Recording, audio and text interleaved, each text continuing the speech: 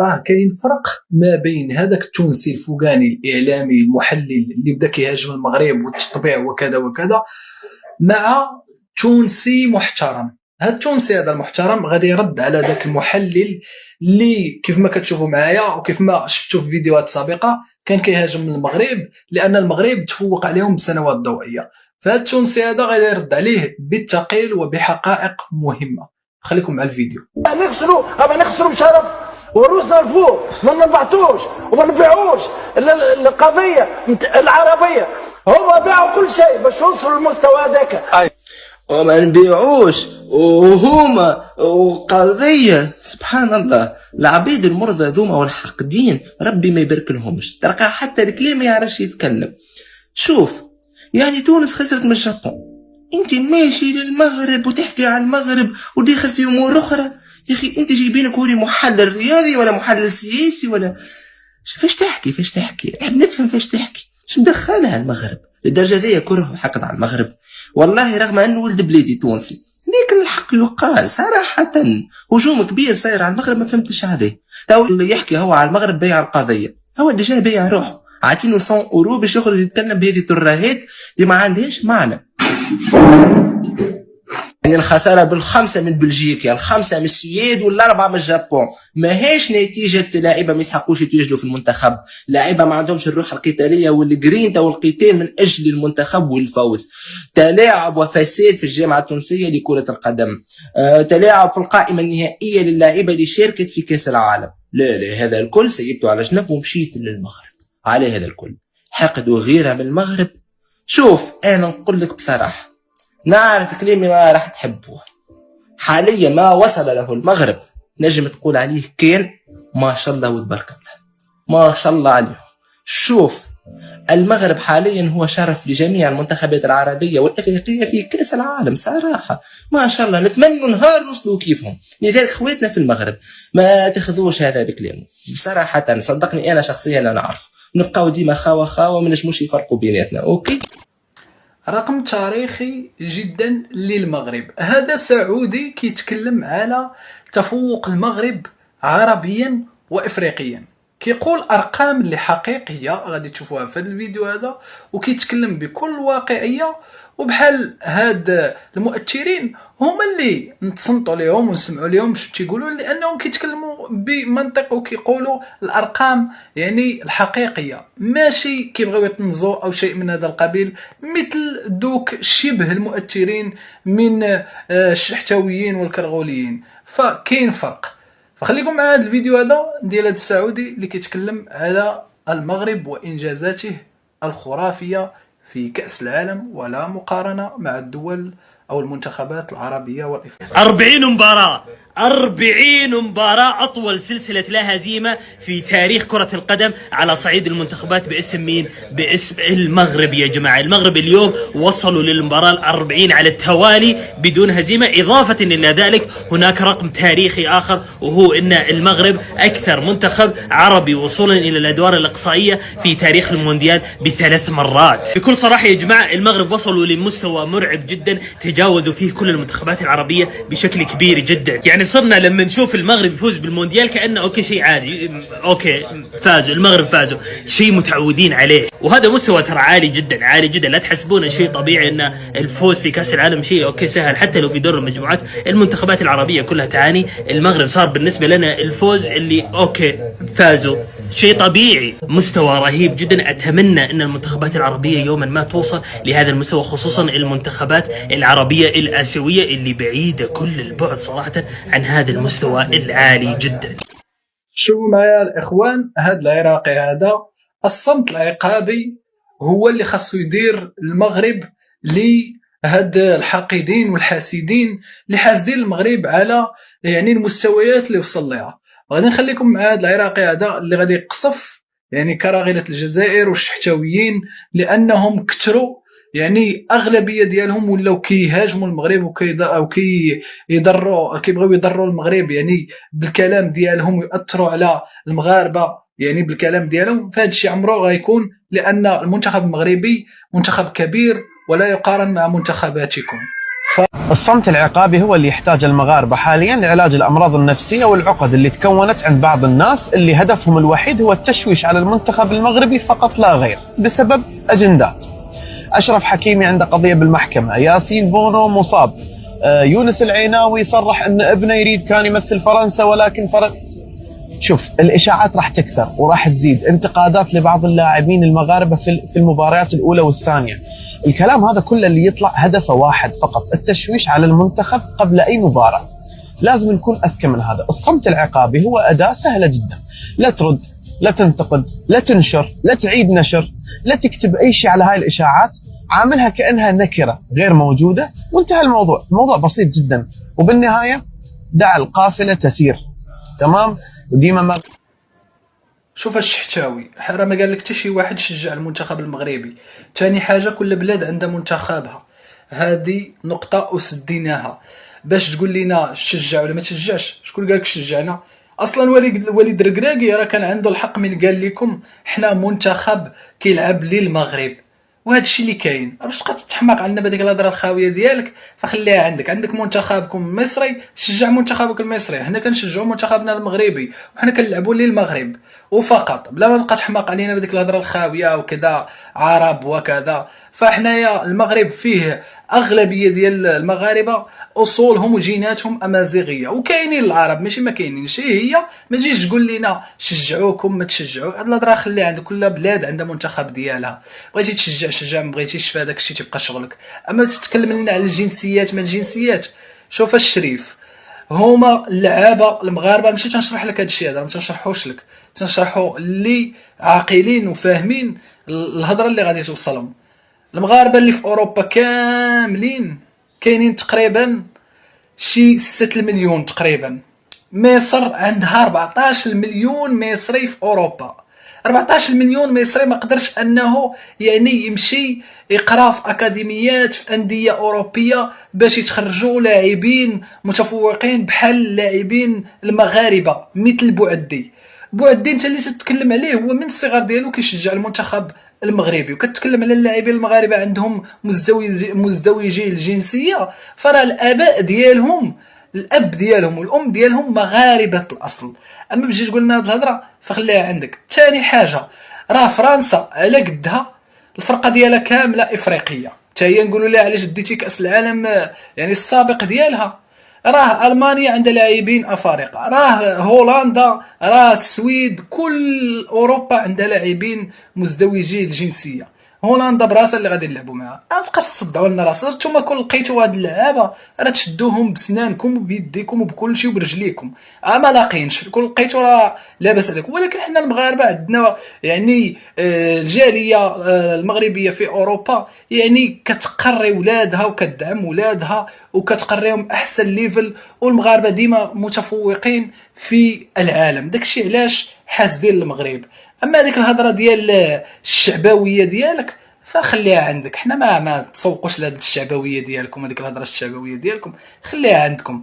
نتوما منتخب ما قدرش ينافس يعني في كاس العالم، فهاد الشيء هذا خليه عندكم. اما حنا المنتخب المغربي ان شاء الله في ادوار طلائعيه ان شاء الله، وديما مغرب وحنا منتخب مغربي وكيلعب للمغرب فقط.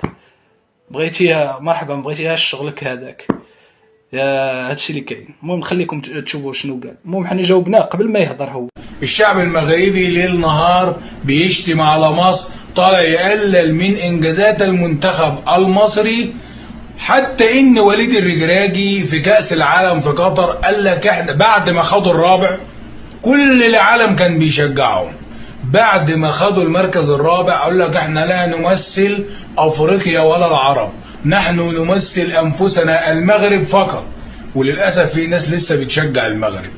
في البطولة الأفريقية المقامة في المغرب كل المنتخبات الأفريقية اللي لعبت ضد الجزائر وضد مصر المغاربة كانوا بيشتروا 90% من التذاكر بتاع المباراة عشان يشجعوا السنغال ويشجعوا نيجيريا، أي منتخب أفريقي. وفي الاخر السنغال عطتهم على دماغهم وخدت منهم البطوله في قلب بلدهم. المنتخب المغربي اللي انتوا فخورين بيه قوي فيه 26 لاعب، في 22 لاعب بدون جنسية، 22 لاعب عندهم جنسية مزدوجة، 10 لاعبين في المنتخب المغربي جنسية فرنسية، 4 لاعبين جنسية بلجيكية، 4 لاعبين جنسية اسبانية، 4 لاعبين جنسية هولندية. يقول لك منتخب عربي منين ده؟ عم عربي بتاع الكبده بقى، مش عربي منين؟ واحنا لا بنشجعكم ولا متابعين اخباركم ولا تفرقوا معانا. اخوان، في هذا الفيديو هذا غادي تشوفوا معايا مصطفى الاغا اللي كما كتعرفوا كاملين فهو صحفي واعلامي لبناني ومعروف انه كيحب المنتخب المغربي، وكذلك عنده اصدقاء ديالو مغاربه. يعني هو كيتكلم من حب للمنتخب المغربي فقط. يعني الا كان شي انتقاد بناء منه فعادي، لاننا حنا كاملين كمغاربه فانتقدنا بعض الحوايج في مباراه هايتي. وكذلك غادي تسمعوا اشادات من مصطفى الاغا على المنتخب المغربي والمستوى ديالو امام هايتي، وكذلك غادي تشوفوا بعض الانتقادات البناءه اللي ان شاء الله كنتمنوا انها تصلح في المنتخب المغربي في المباراه القادمه، ما نشوفوش الاغلاط ان شاء الله امام هولندا. فديما مغرب، وخليكم مع ألف مبروك للمغرب التأهل ب7 نقاط والفوز على هايتي. بس في ولكن صغيرة، والله هي صغيرة ولا كبيرة ما أعرف، بس من القلب والله من الحب. يعني بالشوط الثاني مع اسكتلندا عشنا على أعصابنا، مع هايتي عشنا طول المباراة تقريبا على أعصابنا. هل هي التشكيلة؟ هل هو عدم التفاهم أحيانا بين اللاعبين؟ هل ما أعرف أعطينا هايتي أكثر مما تستحق أو أقل مما تستحق؟ هذه عند الجهاز الفني. شفنا حكيمي وشفنا رحيمي ما شاء الله عليهم. المغرب الآن مشكلته أنه هو يصنف من كبار العالم تصنيفا وتوقعات وأداء. نحن لا نطالب بكأس العالم، لكن نطالب بأداء يبهر العالم. شوفوا معايا الاخوان، هذا الكرغولي الجزائري كيتكلم على المنتخب المغربي انه متفوق على كل الدول الافريقيه والعربيه بالمستوى ديالو، وكيتكلم على مصر انها قريبه شويه من المنتخب المغربي. ولكن ماشي تغركم الهضره ديالو على المنتخب المغربي وتقولوا باللي انه هو راه كيتكلم على المغرب وكذا وتبقاو تشكروا فيه وكذا. وهذه راه عنده فيديوهات يعني كيهاجم فيهم المغرب بطريقته الخاصه، يعني بطريقه غير مباشره وكذا وكذا. فهو كيقول غير هذاك الشيء اللي شافه في المنتخب المغربي، وهذا الشيء هذا اللي عند المنتخب المغربي فهو مستوى حقيقي.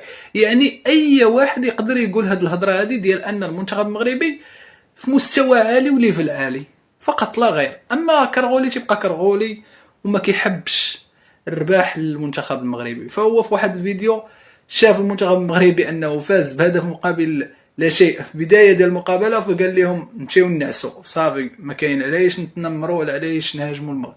المهم هذاك الشيء واضح وباين اصدقائي، نخليكم على الفيديو وماذا قال. رون ديديكاس لهادوك اللي ما كنتش نعجبهم كي كنت نهضر غاية على المروك، ودروك غير هما راهم يهضروا غاية على المروك وتعرف تلعب وافضل فريق افريقي. لا صاحبي ما تنافقش، كمل فيها. المروك عندهم منتخب عالمي بمواصفات عالميه، بغيت ولا كرهت. وما خصنيش مروك يقول لي ميرسي، لا هذه الحقيقه اللي تقال. ابار المسار اللي تقرب لهم شويه في النيفو، اعطيني منتخب عربي ولا افريقي كاع قادر ينافس المغرب دروك. عندهم اسماء عالميه، عندهم لاعب كوليكتيف شبابي يمتعوك ويديروا الريمونتادا ويلعبوا لعب شباب وتجي تهضر عليهم. لا من جهه اخرى البرشلوني ما نهضرش عليه، بصح مدريدي كنت عارف فيني دس راسك تحت الارض خويا، ما تهضرش كاع على كره القدم باسكو فيني ما تهدرش عليه. راه رافد البرازيل كيما كان رافد الرياض، 3 ماتش 3 فرج اللقاء. حاليا هو اللاعب الوحيد اللي دارها، قادر غير ميسي يديرها وقيلا مبابي وهالاند. من 2002 رونالدو ريفالدو اللاعبين الوحيدين اللي سجلوا في كاع المباريات تاع دوري المجموعات. دروك فيني حطم هذا الرقم، هو سجل في كاع المباريات تاع دوري المجموعات والدرج اللقاء 3 فوا، هما ما داروهاش. على البرازيل في الكوب دي موند عندها غير 7 مساهمات في 7 مباريات، هذا ما كان يهضر الرقم كي داير. المهم كراسا فيني وبفارق الاهداف البرازيل تتصدر المجموعه، موراها المغرب، وانا كنت متوقعها من البدايه باللي المغرب تجي مور البرازيل في المركز الثاني ومن بعد تسقط. فيني البالون دوري 2024،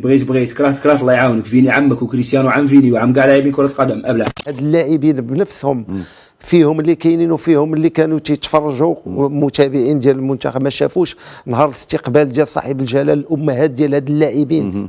هادو كلهم اشياء ما يمكن الا اي لاعب دابا حاليا السي فؤاد تيتمنى عاوتاني. شوف راه هذيك المشاركه ديالنا في كاس العالم الاخيره كانت مفصليه، وكتحدثتي على الاستقبال الملكي ديال صاحب الجلاله العاهل المغربي الملك محمد السادس لما استقبل اللاعبين والامهات في ديك الاستقبال العفوي وديك الهيبه وديك يعني الحراره ديال الاستقبال. راه كل اللاعبين اللي عندهم نقطه دم مغربيه كتجري في العروق ديالو يحلم حلم داخلي انه يجي يلعب مع المنتخب باش يعيش ديك اللحظات. وحتى مثلا كنشوفوا الالتفاته الملكيه ملي صاحب الجلاله مثلا كيبعث برسائل او برقيات تهنئه للفرق اللي كتحقق انجازات او لا يعني رياضيين، كيف ما شفنا مؤخرا مع مجموعه من الرياضيين اللي كيحققوا انجازات وكاين يستقبلهم يعني العاهل المغربي وكيوشحهم ميداليات الى غير ذلك. واوسمه هذا كيشجع الرياضي بشكل عام، كيشجع لاعب كرة القدم على وجه الخصوص أنه يبذل مجهود وأنه يجي للمنتخب. هذه الملحمة اللي عشناها مثلا في 2022 خلت مجموعة من اللاعبين، ونقولوها صراحة، لاعبين اللي كانوا رافضين مثلا أو ما نقولوش رافضين وإنما مترددين في الالتحاق بالمنتخب. نتحدث عن إبراهيم دياز قال لك أنا ما غنجيش للمنتخب، في نهاية المطاف جا. اخو ماش قال له انا ما غنلعبش المنتخب المغربي وجا. العيناوي سنتين عاد باش خدا القرار ديالو. بوعدي ايضا شفنا شحال هو يعني الراي ديالو يتارجح ما بين فرنسا وبين في نهايه المطاف جا المغرب في الوقت اللي كنشوفوا دول اخرى دون ذكر الاسم ديالها اللي لاعبين ديالها ما كيبغيوش يمشيو يلعبوا مع المنتخبات ديال البلدان الاصليه، كيمشيو يفضلوا يلعبوا مع فرنسا مثلا، او كما شفنا هذا اللاعب اللي مشى مع السويد، لانهم عارفين ما كاينش مشروع يعني واقف على رجليه ديال كره القدم. نزار وفتح لنا هاد لابيست المزيانه اللي هضرنا فيها مهمه جدا. نعم. شي دابا انا بحكم الاشتغال ديالي والله العظيم الى اغلب الاطفال كلهم تيجيبوهم الامهات ديالهم. مثلا ملي تتشوف مثلا اكيد بان تيكون واحد المساحه، ولكن مساكن كلهم صافي دير كاينه واحد رساله في هذاك الاستقبال ديال الامهات، واحد الرساله لا بالفعل، لان كما قلتي هذاك الاستقبال عنده اكثر من دلاله، وعنده ايجابيات اللي كنشوفوها الان. هذا الشيء اللي كنشوفوا فيه هاد الوليدات حنا اللي كنستافدوا منهم واللي باغيين يقلدونا في دول اخرى وما عارفينش، لانهم ما غيعرفوش بعد اولا باش يقلدونا، واللي ما عندهمش الاسس الصحيحه. سي فؤاد، رد مزلزل من مغربيه حقيقيه على شحتاوى مصريين وعلى كرغوليين جزائريين. هما امريكيين وكنديين وهنديين واماراتيين، وكل الدول تشجع المنتخب المغربي. ما غاديش نتسناوكم تشجعونا. فرد مزلزل من مغربيه العز بين الامم، يعني رد قوي غادي تشوفوه منا بصراحه. ها هو بطل فيلم صراع العروش، الممثل البريطاني كيت هارينغتون، ومن لا يعرفه يرتدي قميص المنتخب الوطني المغربي وكيشجع المغرب، فحال عمدة نيويورك السيد مامداني. يعني حنا عندنا الناس اللي كتشجعنا، ما كنتسناوش بوزبال يشجعونا. ومن هذا المنبر حابه نشكر الناس اللي شجعتنا ووقفات معنا من جميع انحاء العالم، سواء من كندا، الولايات المتحده الامريكيه، بريطانيا، المكسيك، الارجنتين، البرازيل، الشيلي، الاكوادور، كولومبيا، اليابان، الهند، الامارات. وكنحب نشكر الناس توانسه الاحرار اللي شجعونا، ماشي الاخرين، توانسه الاحرار اللي شجعوا المغرب، حتى هما كنوجه لهم الشكر ديالي. يعني حنا ما كنتسناوكمش نتوما يا بوزبال تشجعونا، حنا اصلا نتوما وجوه النحس، اللي وقفتوا معاه كيخسر، من الاحسن ما توقفوش معانا. ما تعذبوش راسكم، شجعوا غير مخاخكم.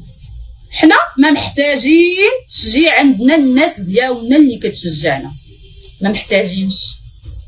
زعما راك غتفقصونا كيشجعوا ها هما يشجعوا البرازيل شويه غيشجعوا اسكتلندا هايتي شجعوا والله حتى كنفرحوا حنا ملي ما كتشجعوناش حيتاش النحس كيبعد علينا تلاحوا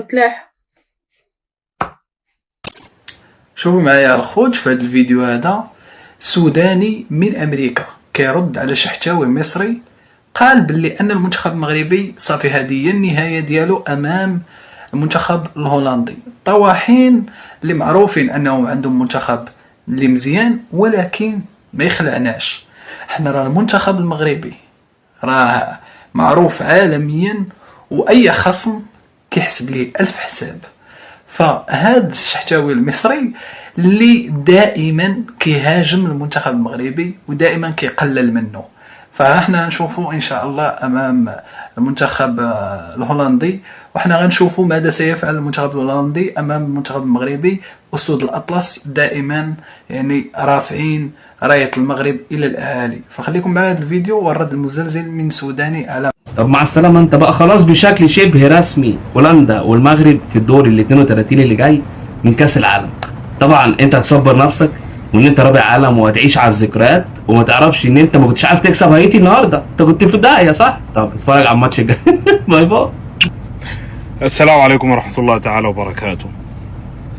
تصريحات ناريه على حساب المنتخب المغربي، المنتخب اللي دائما كشخص يفهم في الكورة وقت اللي يجي يشوف المنتخب المغربي يعرف بأنه المنتخب المغربي لو واجه أي منتخب في العالم في 11 لاعب، هنا في 11 لاعب، أي منتخب في العالم واجهه المغرب أنت ما حتضمن المباراة لحد ما تنتهي.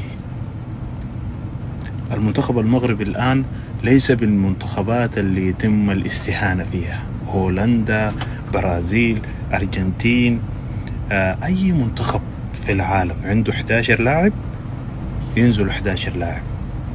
المنتخب الوحيد اللي انت في نفسك اللي طلعت قلت الكلام ده مقتنع داخليا بس تيجي تسوي لنا فيها انك قوي خارجيا وتصرح تصريحات زي كده، هولندا ولا بولندا. انا بالنسبة لي وبالنسبة للناس اللي تفهم كورة تعرف انه المنتخب المغربي اذا المباراة ما انتهت والله لو لاعب مع الارجنتين ولا لاعب مع اي دولة حاليا عندها منتخب قوي لحد ما المباراة تنتهي وكذا يتم اسدال الستار.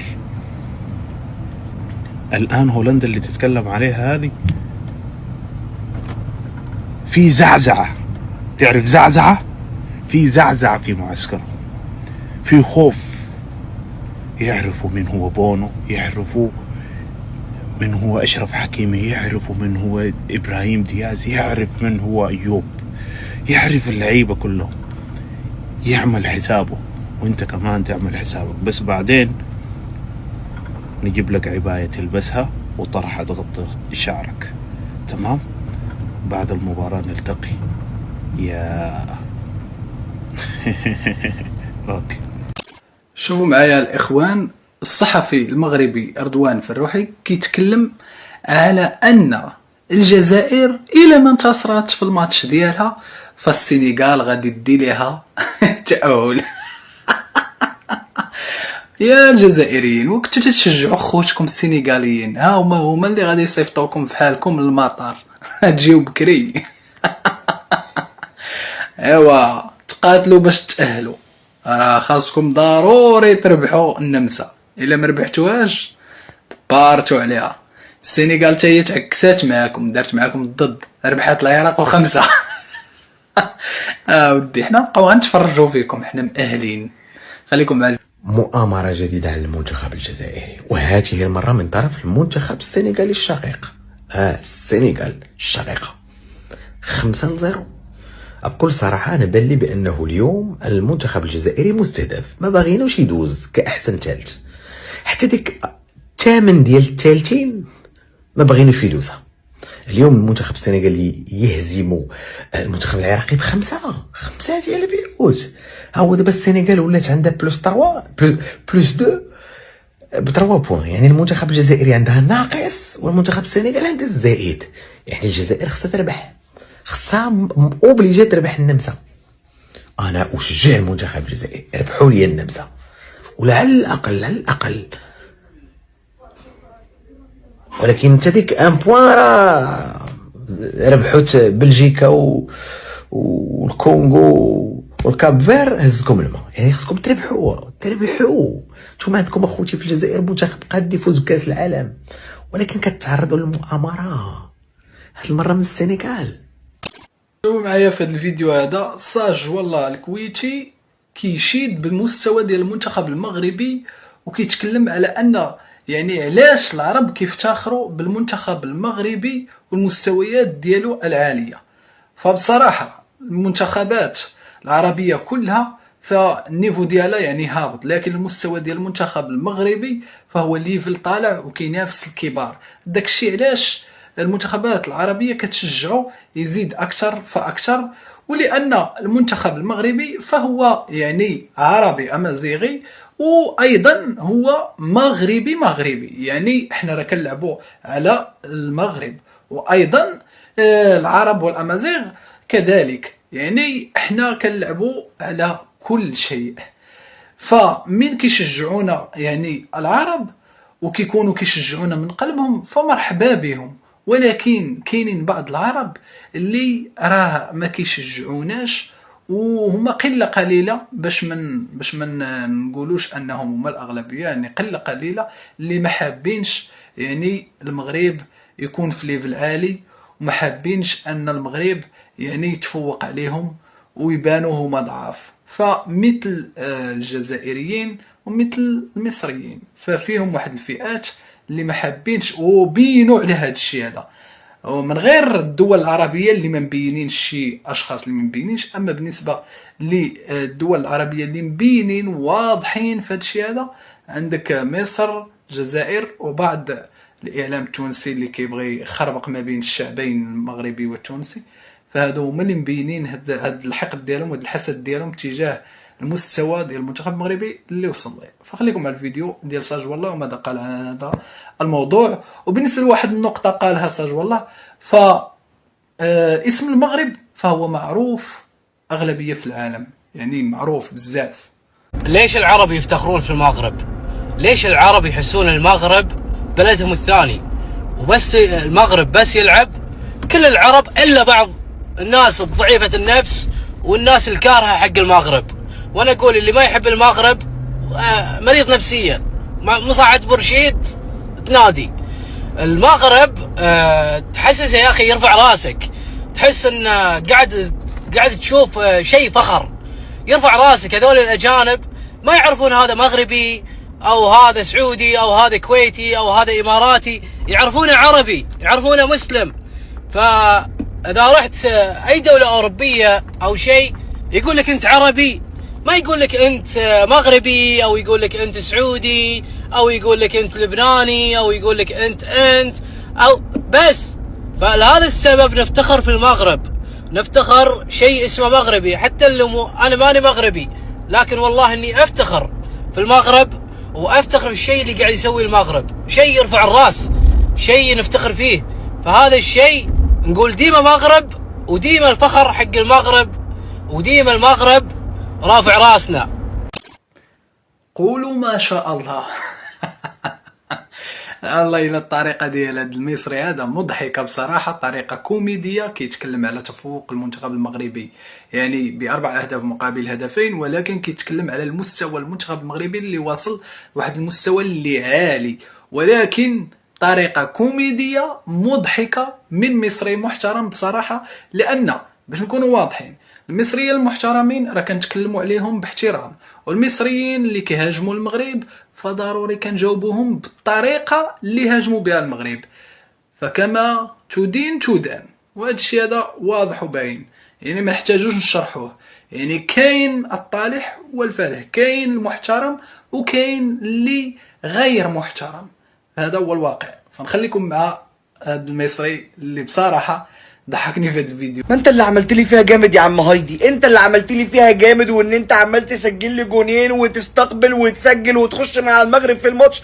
عاجبك منظرك اهو، مسكك فلقك. قد يا جماعه ما شاء الله ما شاء الله ما شاء الله يا مغاربه، ما شاء الله يا مغاربه. سيء الحظ من سيواجه المغرب. مع فرقه جامده قوي، بسم الله ما شاء الله ما شاء الله ما شاء الله، فرقه كويسه جدا بسم الله ما شاء الله. وبشكل رسمي المنتخب المغربي الى دور ال 32 بانتصار كاسح. يعني بجد انا شفت مباراه وان سايد جيم، المغرب كان ممكن يخلص الماتش ده، بس يعني 11-2 ما شاء الله عليهم.